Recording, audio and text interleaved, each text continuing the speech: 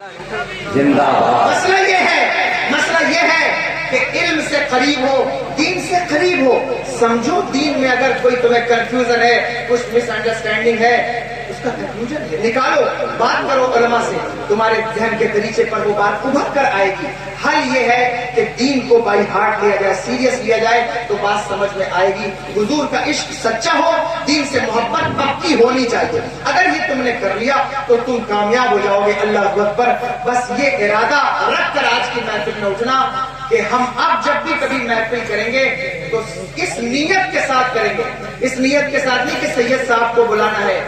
یہ تو ظاہر ہے کہ کسی نہ کسی عالم کو بلانا ہوگا، لیکن نیت یہ کر کے محفل کرو کہ اللہ اکبر، صرف سید صاحب کے لیے محفل نہیں ہے، صرف نقیب صاحب کے لیے محفل نہیں، صرف جو ہے وہ اسماعیلی صاحب کے لیے محفل نہیں، صرف فلاں صاحب کے لیے محفل نہیں. یہ لوگ تو آئیں گے ذاکر کی حیثیت سے، پڑھنے والوں کی حیثیت سے، نعت خواہ کی حیثیت سے، مبلغ کی حیثیت سے آئیں گے. لیکن محفل جو تم کرو وہ اس لیے کرو کہ یا رسول اللہ، سنا ہے آپ ہر عاشق کے گھر تشریف لاتے ہیں، میرے گھر میں بھی ہو جائے چراغ یا رسول اللہ، تم ہی ہو درد بے درما کا درما یا رسول اللہ، تم ہی ہو بے سر و ساما کا ساما یا رسول اللہ. بس یہ نیت، یہ سچی محبت اگر تمہارے دل میں پیدا ہو گئی، ایک مرتبہ ان کا گزر ہو گیا تمہارے شہر سے، ایک مرتبہ ان کا گزر ہو گیا تو خدا کی قسم جتنے مسائل سب سالو ہو جائیں گے، جتنے معاملات سب ختم ہو جائیں. کیونکہ وہ جدھر سے گزر جاتے ہیں،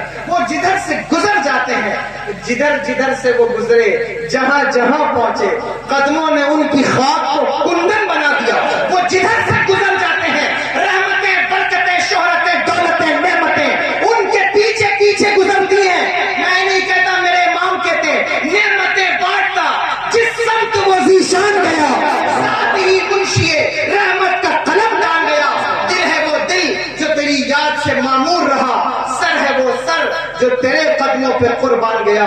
میں نے بہت لمبی گفتگو کر لی. علماء اور شورا، آپ سب سے بھی معذرت چاہتا ہوں، کسی کا دل دکھا ہو، کوئی بات لگی ہو، معاف کیجیے گا. اللہ اکبر. استغفر اللہ ربی من کل ذنب واتوب الیہ وما علینا الا البلاغ. آپ تو سن رہے تھے بڑے شوق سے، ہم ہی سو گئے. داستان کیا؟ جزاک اللہ سبحان اللہ. سید صاحب کبھی بول لو، بہت من لگ رہا ہے. سید صاحب کبھی بول لو. نعرہ تکبیر، نعرہ رسالت، سید عادل میاں صاحب قبلہ، مسلک اعلیٰ حضرت. اور درود پڑھے اللہ رب صلی اللہ علیہ وسلم، نین و عباد صلی اللہ علیہ وسلم. السلام علیکم یا رسول اللہ صلی اللہ علیہ وسلم. بس میں یہی عرض کر رہا تھا، اسی کو تھوڑی دیر اور آپ برداشت کر لیں. کیا کہ جو ہے وہ درود پڑھو حضور پر، اور تمنا رکھو کہ حضور کا دیدار نصیب ہو، حضور دیدار عطا فرمائے. حضور فرمایا من رآنی فی المنام، جس نے مجھے خواب میں دیکھا اس نے مجھے ہی دیکھا. اور یقین جانیے، پہلی بات تو یہ کہ حضور جس کے خواب میں آئے اپنے قصد اور اپنے ارادے سے آئے. میں آج تقریر کر کے چلا جاؤں، کل آپ مجھے خواب میں دیکھیے تو مجھے نہیں پتا ہوگا کہ میں آپ کے خواب میں آیا، لیکن میرے آقا جس کے خواب میں آئے اپنے ارادے اور قصد سے خواب میں آئے. ایک بات یاد رکھیے گا. دوسری بات کہ حضور نے خواب میں جس کو جو عطا فرمایا وہ حقیقتاً عطا فرمایا، وہ وہم اور گمان نہیں ہے بلکہ حقیقتاً عطا فرمایا. حضور جس کو جو عطا فرماتے وہ حقیقتاً عطا فرماتے. اگر تمہیں یقین نہ ہو تو پوچھو امام بوسیری سے، چادر رات کو عطا فرمائی، صبح اٹھے تو کندھے پہ موجود تھی. اللہ اکبر. پوچھو حضرت شاہ ولی اللہ محدث دہلوی، یہ بہت بڑا نام ہے اور یہ سارے مکاتب فکر کے یہاں معتبر ہیں. توجہ ہے کہ سب کے یہاں معتبر ہے. ہم تو مکتبے والے لوگ نہیں ہیں، ہم تو میکدے والے لوگ ہیں نا. رند جو مجھ کو سمجھتے ہیں انہیں ہوش نہیں، میکدہ ساز ہوں میں، میکدہ بردوش نہیں. تو ہم میکدے والے لوگ ہیں، لیکن سارے مکتبے والوں کے یہاں یہ معتبر ہے. کون؟ حضرت شاہ ولی اللہ محدث دہلوی. ان کے والد ہیں شاہ عبد الرحیم محدث دہلوی. انہوں نے حضور کو خواب میں دیکھا. شاہ ولی اللہ محدث دہلوی لکھتے ہیں، توجہ سے سنیے گا، جتنے لوگ بیٹھے ہیں سن رہے ہیں وہ لکھتے ہیں، بلکہ ان کی ایک کتاب ہے، اس کتاب کا نام ہے در ثمین فی مبشرات النبی الامین. اب یہ کتاب اردو میں بھی آ گیا، جو شوق رکھے وہ اس کو پڑھ سکتے ہیں. انہوں نے جمع کیا ہے ان ساری روایات کو جو ان کے ابا نے کہا ہے اور حضور سے روایت کیا، اور خوابوں کو. اللہ اکبر. وہ کہتے ہیں کہ حضور نے میرے ابا کو خواب میں 2 بال عطا فرمائے، 2 منہ مبارک عطا فرمائے. جب وہ صبح بیدار ہوئے تو وہ تکیے پر موجود تھے، اور کہتے ہیں جب ہم ان بالوں کو لے کر چلتے تو بادل اس پر سایہ کرتے تھے، بادل اس پر سایہ کرتے تھے ان بالوں کے اوپر. بلکہ اللہ اکبر، اگر تمہیں اعتبار جلدی لوگوں کو نہیں نہ آتا تو میں حضرت علی کی ایک روایت سنا دیتا ہوں. توجہ ہے، سن رہے؟ کتاب کا نام ہے ریاض النظرہ فی مناقب عشرہ مبشرہ. سنیے، مولا کائنات روایت کر رہے ہیں، توجہ سے. کہتے ہیں کہ میں نے ایک دن حضور کو خواب میں دیکھا. توجہ، حضرت عمر ابن خطاب رضی اللہ تعالیٰ عنہ کا دور خلافت ہے. کہتے ہیں میں نے حضور کو خواب میں دیکھا. کیا خواب میں دیکھا؟ کہا خواب میں یہ دیکھا کہ مسجد نبوی ہے اور حضور مصلی امامت پر جلوہ فراز ہیں، اور حضور فجر کی نماز پڑھا رہے ہیں، فجر کی نماز پڑھا رہے ہیں. میں پیچھے کھڑا ہو گیا. حضور نے 2 مخصوص سورتوں کی تلاوت فرمائی، 2 مخصوص سورتوں کی تلاوت فرمائی. حضور کے پیچھے نماز پڑھنے کا مزہ اللہ اکبر کبیرہ. پوچھو حضرت ابو موسیٰ اشعری سے، قاری قرآن ہے، بہترین قاری قرآن. لیکن کہتے ہیں کہ اللہ اکبر ایک دن فجر کی نماز تھی، حضور کی امامت تھی اور سورہ والضحیٰ کی تلاوت تھی. حضرت ابو موسیٰ اشعری کہتے ہیں زندگی کے آخری دن تک میں حضور کی پڑھائی ہوئی اس نماز کی لذت کو فراموش نہ کر سکا. ساری زندگی وہ لذت میرے ذہن و دل میں باقی رہی. جب حسن اپنے حسن کا تذکرہ کر رہا تھا، جب حضور ہی نماز پڑھا رہے ہو اور حضور ہی کہہ رہے ہو والضحیٰ واللیل اذا سجا ما ودعک ربک وما قلی. اللہ اکبر، کیفیت کیا رہی ہوگی، کیفیت کیا رہی ہوگی. اسی لیے تو ہم کہتے ہیں نا کہ اپنے نبی سے سچی محبت کرو. جو حسن کے پیچھے بھاگنے والوں، حضور کے حسن کے طالب بن جاؤ. دیکھو ایک مرتبہ تم نے دیکھ لیا ان کے حسن کو، خدا کی قسم دنیا کا کوئی حسن تمہاری نظروں میں چڑھے گا نہیں. میرے امام کہتے ہیں تیرے قدموں میں جو ہے غیر کا منہ کیا دیکھے، کون نظروں میں چڑھے دیکھ کے طلبہ تیرا. جو ان کو دیکھ لیتا ہے نا پھر اس کی نظر میں کوئی نہیں چڑھتا، اس کی نظر میں کوئی نہیں آتا. وہ اتنے حسین ہے، وہ اتنے خوبصورت ہے، وہ اتنے جمیل ہے. اللہ اکبر. بلکہ ایک دن حضور نے کالی چادر زیب تن فرمائی اور حضرت اما عائشہ صدیقہ رضی اللہ تعالی عنہا کے سامنے کھڑے ہو گئے اور کھڑے ہو کر کے کہا کیف ترونی یا عائشہ، عائشہ بتاؤ میں کیسا لگ رہا ہوں، میں کیسا لگ رہا ہوں، مجھے بتاؤ. میں اپنی بہنوں سے بھی کہتا ہوں اور بچوں سے بھی، بھائیوں سے بھی. اللہ اکبر.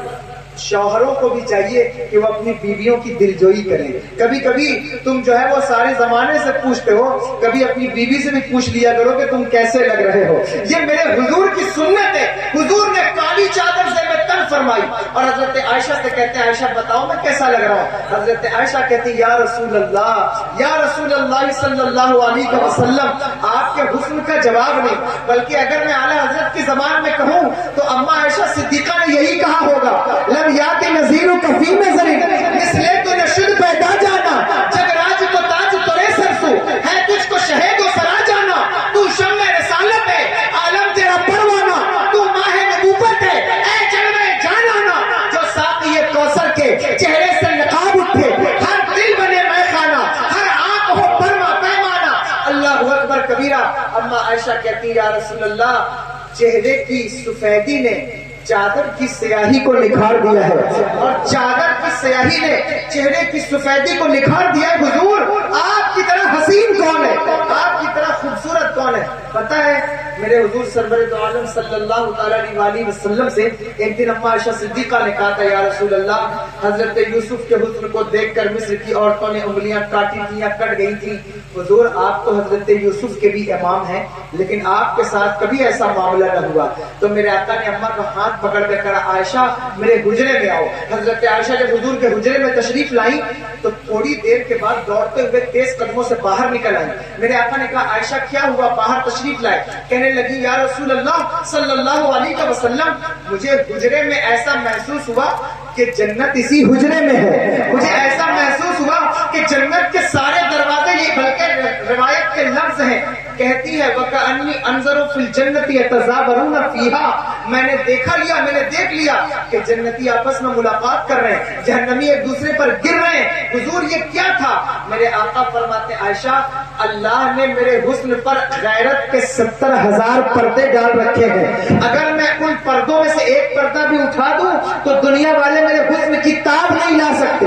یہی بہتر ہے کہ وہ پردہ پوش رہے، وہ اگر جلوہ کرے تو کسے ہوش رہے، اگر وہ رخ سے پردہ اٹھا دے تو پھر کسے ہوش رہے۔ حضور کہتے 70,000 پردے ہیں، اگر ایک پردہ بھی اٹھا دوں دنیا تاب نہیں لا سکتی۔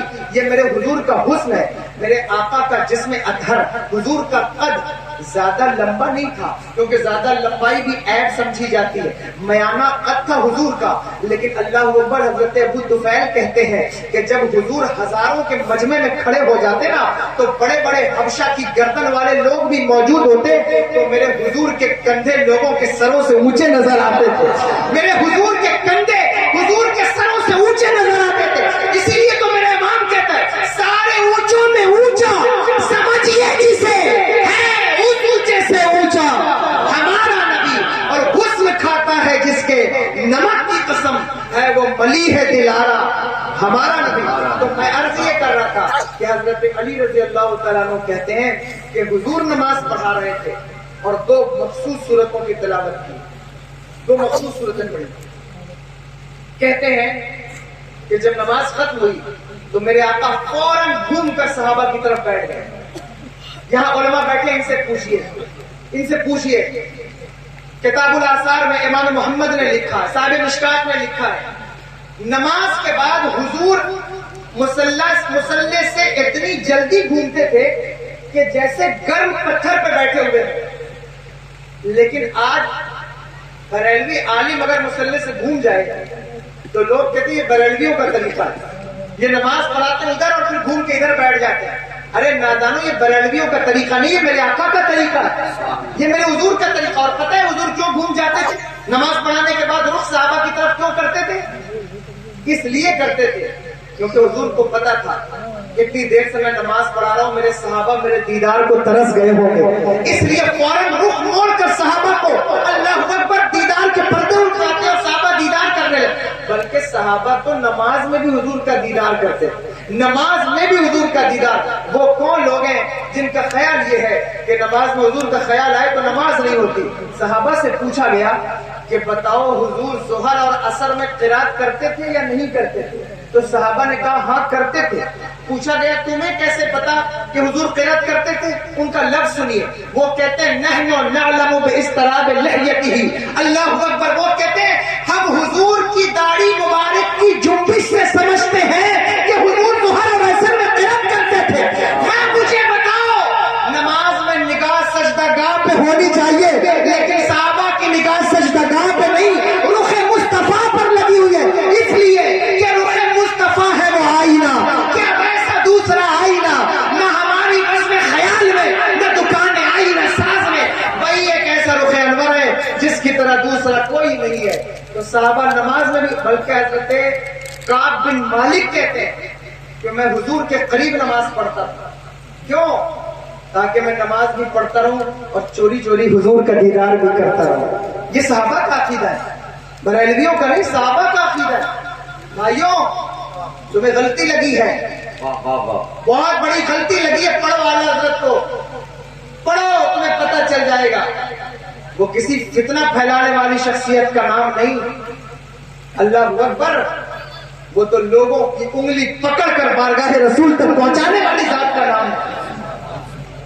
غلطی لگی ہے بہت سے لوگوں، غیروں کو بھی لگی، اپنوں کو بھی لگی ہے، کچھ اپنوں کو بھی لگ گئی۔ پڑھو اعلیٰ حضرت کو، اللہ اکبر کبیرہ، نبی کا وہ عاشق۔ لوگ کہتے ہیں انہوں نے فتنہ پھیلایا، میں حیران ہوتا ہوں۔ پرسوں بھی دیکھ رہا تھا ایک سوشل میڈیا پہ ایک شخص بیٹھ کر یہ کہہ رہا تھا کہ یہ جتنے فتنے برپا ہوئے اعلیٰ حضرت کی وجہ سے پیدا ہوئے، معاذ اللہ، میں کہتا ہوں تمہاری عدالت میں یہ بات رکھتا ہوں، تم انصاف کرنا، میں کسی جماعت کا نام نہیں لے رہا ہوں، کسی جماعت کے بارے میں کوئی بات نہیں کہہ رہا ہوں، لیکن میں ان سے بھی پوچھتا ہوں اور تم سے بھی پوچھتا ہوں، تمہاری عدالت میں یہ بات رکھتا ہوں، مجھے بتاؤ اللہ اکبر، فتنہ کسے کہتے ہیں؟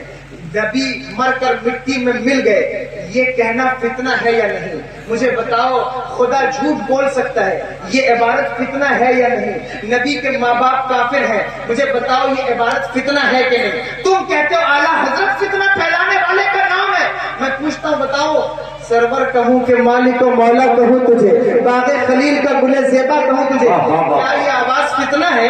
وہ صبح لالا زار پھرتے ہیں، تیرے دن ہے بہار پھرتے ہیں، کوئی جو پوچھے تیری بات رضا، تجھ سے کتنے ہزار پھرتے ہیں، یہ کیا یہ آواز فتنہ ہے؟ زمین و زماں تمہارے لیے، مکین و مکان تمہارے لیے، چنین و چنا تمہارے لیے، بنے تو جہاں تمہارے لیے، ہم آئے یہاں تمہارے لیے، اٹھے بھی وہاں تمہارے لیے، کیا یہ آواز فتنہ ہے؟ مجھے بتاؤ، ذرے جھڑ کر تیری پیزاروں کے تاجے سر بنتے ہیں سیاروں کے، مجھے وہ چشمے تبسم رکھے پھول بن جاتے ہیں انگاروں کے، کیا یہ آواز فتنہ ہے؟ سہ عزت و اعتنائے محمد کہ ہے شہر زیر پائے محمد، کیا یہ آواز فتنہ ہے؟ لم یات نظیر و کفی نظر مثلے تو نشد پیدا جانا، جب راج بتاج تیرے سر سے ہے کچھ کو شہد و سرا جانا، کیا یہ آواز فتنہ ہے؟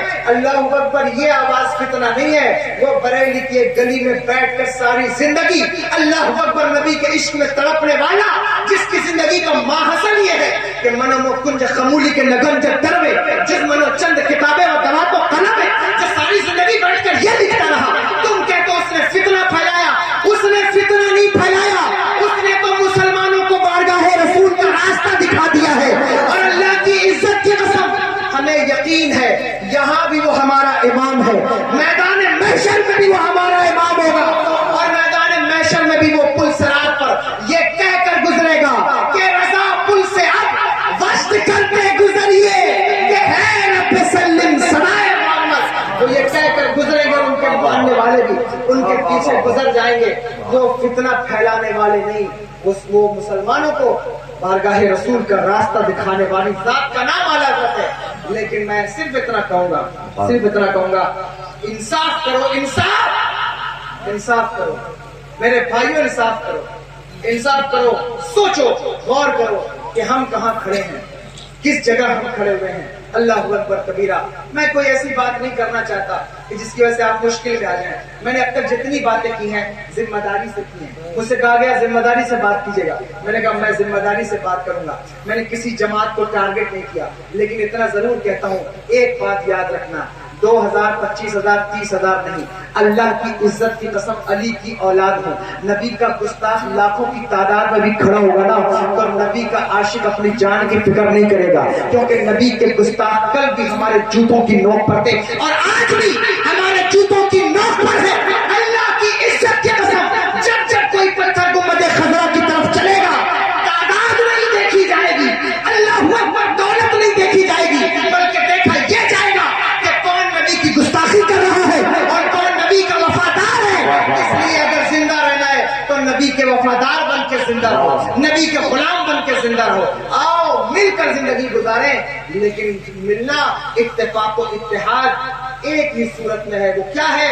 نبی کی وفاداری، اگر وہ کسی کے اندر پیدا ہو تو اتفاق ہو سکتا ہے، نبی کی غداری سے، نبی کے غداروں سے کبھی اتفاق نہیں ہو سکتا، یہ کوئی مسلمان برداشت نہیں کر سکتا کہ نبی کی شان میں بےادبی کرنے والوں سے اتفاق کرے۔ اس لیے میں کہتا ہوں اعتقاد اہل سنت، معمولات اہل سنت جو کچھ بھی ہیں اس پر خوب اچھے سے ٹھنڈے دل سے غور کرو، اور میرے اعلی حضرت کی بارگاہ میں بھی جو ہے وہ ان کے اوپر بھی غور کرو، پڑھو کہ انہوں نے فتنہ پھیلایا ہے یا پھر ہمیں عشق رسول کا جام پھیلایا ہے۔ ان کے بیٹے تو ہاتھ اٹھا کر کہتے رہے سرشار مجھے کر دے ایک جام لبا لب سے تا حشر رہے ساتھی آباد یہ میں خانہ۔ اللہ اکبر کبیرہ، مجھے بتاؤ، سوچو، حضرت علی رضی اللہ تعالی عنہ کہتے ہیں کہ حضور نے نماز پڑھائی، نماز پڑھا کر گھوم کر بیٹھ گئے، توجہ ہے، سن رہے ہیں؟ حضور گھوم کر بیٹھ گئے خواب میں، اس میں خواب میں گھوم کر بیٹھ گئے تو ایک شخص باکورہ لے کر ہے، باکورہ کہتے ہیں یہ پہلے پھل کو، جب کھیتوں میں باغوں میں پہلا پھل پیدا ہوتا ہے نا اسے باکورہ کہتے ہیں یا بکورہ کہتے ہیں، مختلف تلفظ ہیں عرب میں، تو وہ یہ ابو بکر اسی سے کنیت ہے، یعنی پہلا شجر اسلام پر پھلنے والا پہلا پھل۔ تو باکورہ کیا ہوتا ہے؟ پہلی کھجوریں جو پہلے آتی ہیں، تو وہ لے کر کوئی آیا، حضور کی بارگاہ میں پیش کیا تو میرے آقا نے اسے قبول فرمایا اور صحابہ میں تقسیم کیا. جب تقسیم کیا تو حضرت علی رضی اللہ تعالیٰ عنہ کہتے ہیں مجھے بھی ایک کھجور ملی, میں نے اسے کھایا اور کھانے کے بعد مجھے ایسا لگا کہ اس سے پہلے میں نے کبھی اتنی ذائقے دار کھجور نہیں کھائی تھی. میں نے کھا لیا, میرا جی چاہتا تھا کہ میں ایک اور کھجور مانگ لوں حضور سے, لیکن مجھے شرم اور حضور کا حیا مانے تھا, میں نہ کہہ سکا اور میں خاموش رہا. اللہ اکبر. ابھی میں کھجور کھا ہی رہا تھا کہ میرے کان میں مسجد نبوی سے اذان کی آواز آئی. میں خواب سے بیدار ہو گیا, نیند سے اٹھ گیا. جیسے ہی اٹھا تو میرے منہ میں کھجور کا ذائقہ موجود تھا. میں نے وضو کیا, وضو کر کے سنت پڑھی اور مسجد میں چلا گیا. مسجد میں گیا تو دیکھا کہ حضرت عمر مصلی امامت پر کھڑے ہیں اور وہی سورہ پڑھ رہے ہیں جو حضور خواب میں پڑھ رہے تھے, وہی سورہ پڑھ رہے ہیں. میں سمجھ گیا کہ میں نے وہ خواب دیکھا ہے, یہ خواب اس قبیل سے ہے جس کو رات میں دیکھا جائے اور صبح اس کی تعبیر سامنے ہوتی ہے. کچھ خواب ایسے ہوتے ہیں آپ رات میں دیکھیے, صبح اس کی تعبیر آپ کے سامنے ہوتی ہے. آپ کو معلوم ہے حضرت خزیمہ صحابی رسول حضور کے پاس رات میں خواب دیکھا, دوڑے آئے, کہا یا رسول اللہ میں نے بہت عجب خواب دیکھا. حضور نے کہا کیا دیکھا؟ کہا میں نے دیکھا انی اسجد علی جبہتی, حضور میں نے دیکھا کہ میں آپ کی پیشانی پہ سجدہ کر رہا ہوں. میرے آقا تشریف فرما ہو گئے, لیٹ گئے اور کہا خزیمہ تعبیر بعد میں بتاؤں گا, پہلے خواب کو سچا کر لے, میری پیشانی پہ سجدہ کر دے. یہ حضور کا کرم ہے نا, حضور کا